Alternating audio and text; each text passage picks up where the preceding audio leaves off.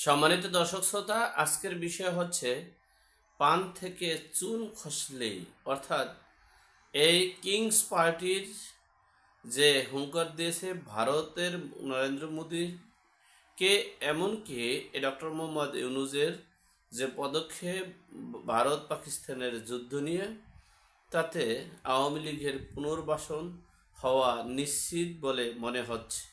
সে বিষয়ে সংক্ষেপে আপনাদের সাথে শেয়ার করছি।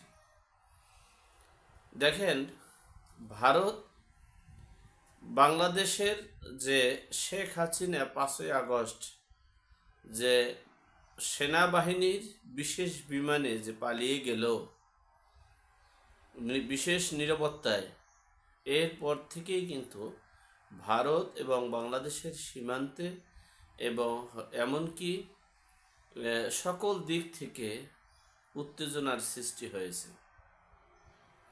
এখন যে ভারত এবং পাকিস্তানের যে যুদ্ধ শুরু হয়েছে, আমরা অনেকেই ভেবেছিলাম সেই যুদ্ধটা হয়তোবা বাংলাদেশের সাথে লাগার কথা ছিল, কিন্তু ভাগ্যক্রমে আমরা বেঁচে গেলাম। পাকিস্তানের সাথে যুদ্ধ লেগেছে, কিন্তু আমরা বেঁচে গিয়েও নিজেরা সেই যুদ্ধ নিজেদের বুকে টেনে নিয়ে আসছি। কারণ হচ্ছে পাকিস্তানের সাথে বাংলাদেশের সীমান্ত নিয়ে, কাশ্মীর নিয়ে যে যুদ্ধ, সেখানে আমরা কেন গায়ে পড়ে গিয়ে যে যুদ্ধের জন্য প্রস্তুতি নিতে হবে, প্রস্তুতি নিয়ে শুধু যুদ্ধের জন্য প্রস্তুতিই নয়, যুদ্ধ করে বিজয়ী হতে হবে, সেই পদক্ষেপ নেওয়া প্রস্তুতি নিয়েছি। কি কারণে জানি না, এটা ডক্টর মোহাম্মদ ইউনূস করেছে। এরপরে বাংলাদেশের তৌহিদি জনতারা, তারা ফেসবুক, ইউটিউব, টিকটক সহ সকল মিডিয়ায় পাকিস্তান জিন্দাবাদ বলে পাকিস্তানকে উস্কানি দিয়ে ভারতকে ভয় দেখানো, এটা রীতিমতোই আমাদের দেশের জন্য হুমকি স্বরূপ।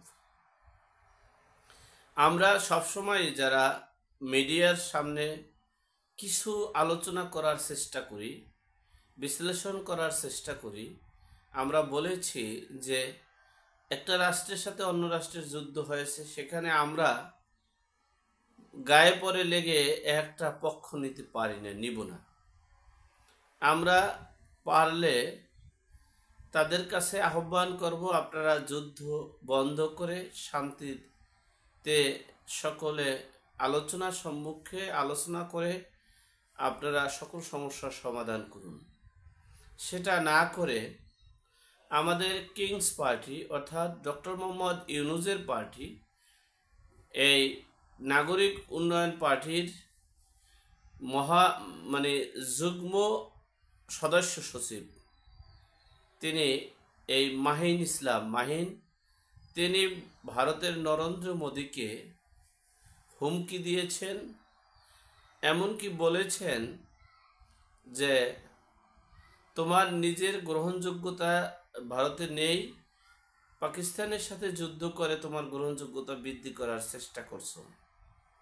এই হুমকি দামকির মাধ্যমে বাংলাদেশ রীতিমতো যুদ্ধে জড়িয়ে পড়েছে। কালের কণ্ঠ পত্রিকায় নিউজ এসেছে এবং এটা যথারীতি ভাইরাল হয়ে গেছে।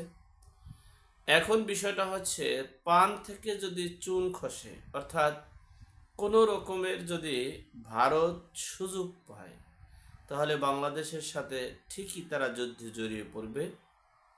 আর সেই যুদ্ধে জড়িয়ে পড়লেই বাংলাদেশে প্রায় 6 কোটি আওয়ামী লীগ ছিল, এখন এর সাথে আরও 4 কোটি যোগ হয়েছে, অর্থাৎ 10 কোটি আওয়ামী লীগ যদি কোনো রকমের মাঠে নামতে পারে, বিশ্বাস করেন, এই যারা আছেন, কিংস পার্টি বলেন আর উপদেষ্টা বলেন আর সমন্বয়কারী বলেন আর যাই বলেন না কেন, তাদের অবস্থা যে কি হবে একমাত্র আল্লাহ পাক রব্বুল আলামিন জানে। তবে আমার কেমন জানি ভয় হচ্ছে যে এই ভারত পাকিস্তানের যুদ্ধকে কেন্দ্র করেই বাংলাদেশে যে উত্তেজনার সৃষ্টি হয়েছে, তাতে আওয়ামী লীগ পুনর্বাসিত হতে যাচ্ছে, শেখ হাসিনা পুনরায় ক্ষমতা গ্রহণ করতে পারে। আর যদি আমরা আমাদের নিজেদেরকে, রাষ্ট্রকে সেভ করতে পারতাম বা পারবো, তাহলে হয়তো বা আমাদের ব্যর্থতা যদি না হতো, আমরা যদি ভুল সিদ্ধান্ত না নিতে পারতাম, বিএনপির মতো যদি সিদ্ধান্তহীনতায় না ভুগতাম, তাহলে হয়তো বা আওয়ামী লীগ আগামী 20 বছরেও ক্ষমতায় আসতে বা নির্বাচন করার মতো শক্তি তাদের থাকতো না। কিন্তু দুর্ভাগ্যবশত এখন আমাদের যে কর্মকাণ্ড তাতে দেখা গেছে আওয়ামী লীগ পুনর্গঠিত হতে যাচ্ছে, শেখ হাসিনার ক্ষমতা ফিরে পেতে যাচ্ছে।